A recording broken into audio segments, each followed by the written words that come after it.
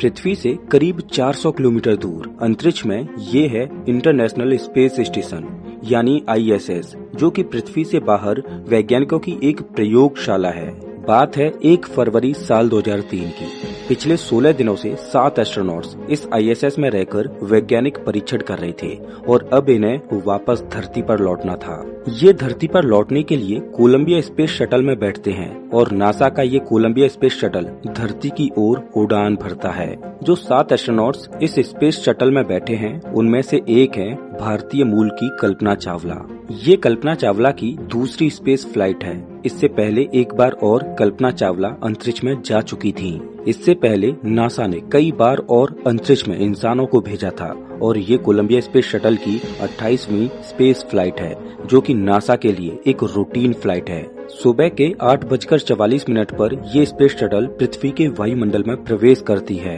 सब कुछ नॉर्मल चलता है और ये स्पेस शटल पृथ्वी पर मौजूद मिशन कंट्रोल के संपर्क में बनी रहती है। लेकिन कुछ ही समय में कोलंबिया स्पेस शटल का संपर्क मिशन कंट्रोल से टूट जाता है। मिशन कंट्रोल बार बार कोलंबिया से संपर्क बनाने की कोशिश करता है, लेकिन दूसरी ओर से कोई जवाब नहीं आता। कुछ ही मिनटों के बाद कैनेडी स्पेस सेंटर में मौजूद मिशन कंट्रोल को एक फोन कॉल आता है। उस फोन कॉल में एक व्यक्ति मिशन कंट्रोल को टीवी चालू करके न्यूज चैनल देखने के लिए बोलता है। जब उन्होंने टीवी को चालू किया तो उसमें कुछ इस तरह के नजारे दिखाई दे रहे थे। ऐसा लग रहा था कि अंतरिक्ष से मीटियोरॉइड्स की बारिश हो रही हो। धरती पर री एंट्री के दौरान कोलंबिया स्पेस शटल में ब्लास्ट हो चुका था और कोलंबिया स्पेस शटल के टुकड़े टेक्सास शहर के ऊपर बरसने लगे। कुछ ही घंटों के बाद अमेरिका के राष्ट्रपति जॉर्ज बुश अपने देश को संबोधित करते हुए इस घटना के बारे में बात करते हैं। My fellow Americans, this day has brought terrible news and great sadness to our country. The Columbia is lost. There are no survivors. इस दुर्घटना में सभी एस्ट्रोनॉट्स मारे जाते हैं और मारी जाती हैं भारतीय मूल की कल्पना चावला।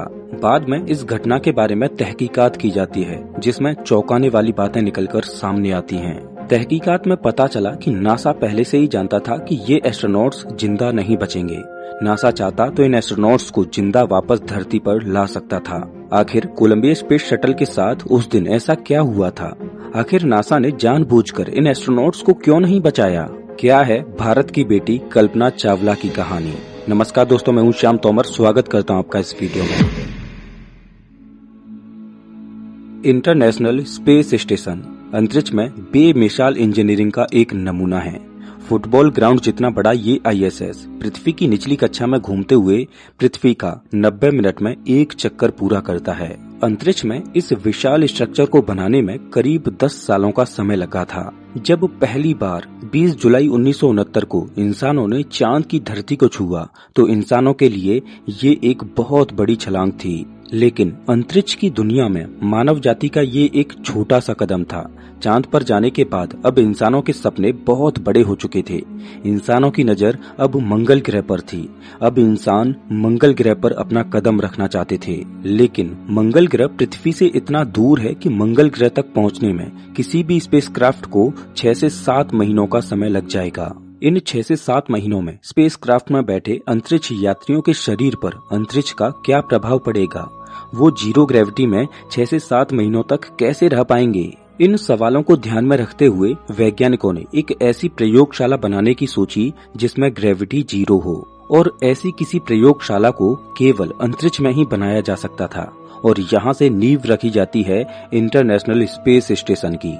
साल 1998 में पृथ्वी के लो ऑर्बिट में इस स्पेस स्टेशन को बनाना शुरू किया जाता है और साल 2011 तक ये स्पेस स्टेशन पूरी तरह से बनकर तैयार हो चुका था। इस स्टेशन में वैज्ञानिक माइक्रोग्रेविटी या कहें जीरो ग्रेविटी में रहकर भांति भांति प्रकार के एक्सपेरिमेंट्स करते हैं जिन्हें पृथ्वी पर करना संभव नहीं है।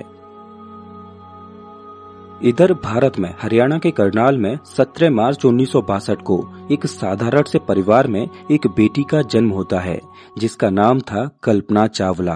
बचपन से ही कल्पना चावला अंतरिक्ष की दुनिया को लेकर जिज्ञासा में डूबी रहती थी। कल्पना चावला अपने पिता से पूछती कि एरोप्लेन आखिर हवा में कैसे उड़ते हैं। कल्पना चावला ख्वाब देखती थीं कि वो भी कभी आसमान में उड़ेंगी और अंतरिक्ष की सैर करेंगी, और अपने सपनों की उड़ान भरने के लिए ये अमेरिका चली जाती हैं। साल 1988 में इन्होंने अपनी PhD की और नासा के साथ काम करना शुरू कर दिया। भारतीय मूल की कल्पना चावला भारत की ऐसी पहली महिला बनी जो अंतरिक्ष में गईं। कल्पना चावला की पिछली सफल उड़ान के बाद साल 2001 में अपने अगले मिशन के लिए नासा ने एक बार फिर से कल्पना चावला को चुना।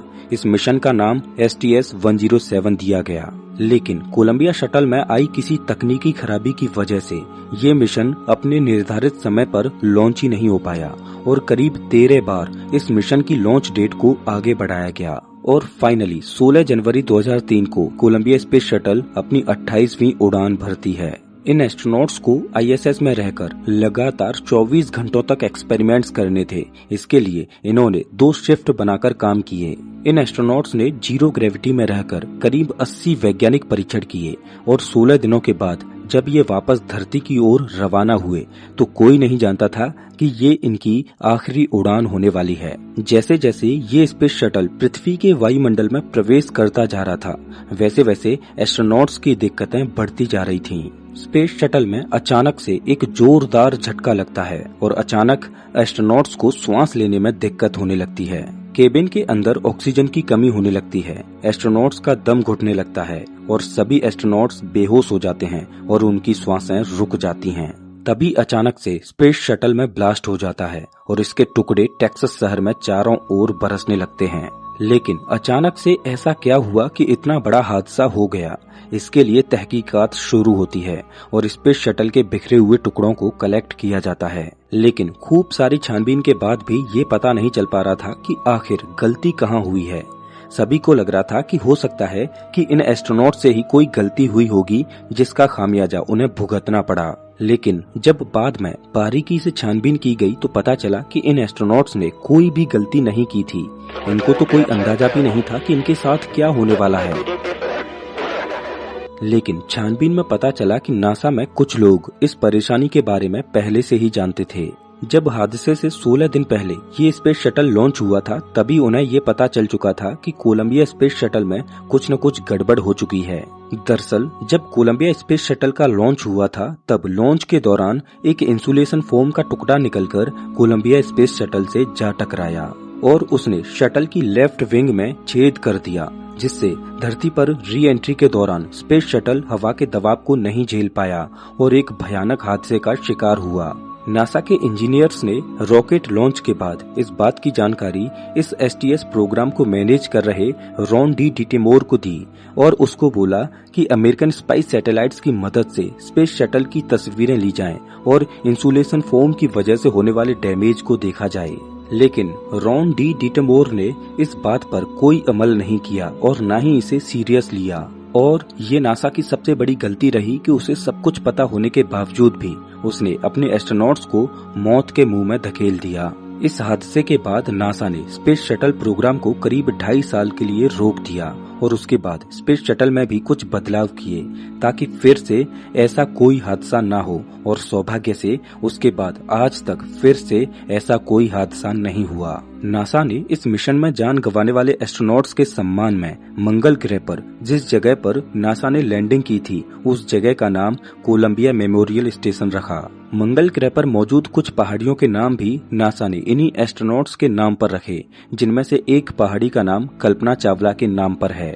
और आज मंगल और बृहस्पति ग्रह के बीच मौजूद एस्ट्रॉयड बेल्ट में एक एस्ट्रॉयड चक्कर लगा रहा है 51826, जिसे कल्पना चावला एस्ट्रॉयड के नाम से जाना जाता है। दोस्तों, इंसानों को अंतरिक्ष में भेजना कोई खेल नहीं। अंतरिक्ष में हर समय एस्ट्रोनॉट्स के सिर पर जान का खतरा मंडराता रहता है और नासा के लिए ये कोई पहली दुर्घटना नहीं थी। इससे पहले भी नासा ने कई दुर्घटनाओं और चुनौतियों का सामना किया था। आज हम नासा की कामयाबियों को जानते हैं कि कैसे नासा ने इंसानों को चांद पर उतारा था, लेकिन हम नासा के उस सफर को नहीं जानते जिसमें नासा ने न जाने कितने बलिदान दिए और कितने एस्ट्रोनॉट्स को खोया। हम नासा की अपोलो प्रोग्राम की सफलता के बारे में तो जानते हैं कि कैसे नासा ने चांद को छुआ, लेकिन क्या आप अपोलो प्रोग्राम के पर्दे के पीछे की कहानी को जानते हो? नासा का अपोलो प्रोग्राम दुनिया के सबसे खतरनाक स्पेस मिशंस में से एक था, जिसमें अपोलो प्रोग्राम के पहले ही मिशन में नासा के 3 एस्ट्रोनॉट्स को अपनी जान गंवानी पड़ी। अपोलो प्रोग्राम के 13वें मिशन में चांद के पास ही अपोलो यान में ब्लास्ट हो गया और 3 एस्ट्रोनॉट्स अंतरिक्ष में खो गए। अपोलो 11 के दौरान चांद पर लैंड करते हुए नील आर्मस्ट्रॉन्ग और बज ऑल्ड्रिन मरते मरते बचे। सच कहूँ तो नासा के अपोलो प्रोग्राम के पर्दे के पीछे की कहानी आपकी रूह कपा देगी। अपोलो प्रोग्राम के पर्दे के पीछे की इस कहानी को आप स्क्रीन पर दिख रही इस वीडियो में देख सकते हो। मैं आपको वहीं मिलता हूँ।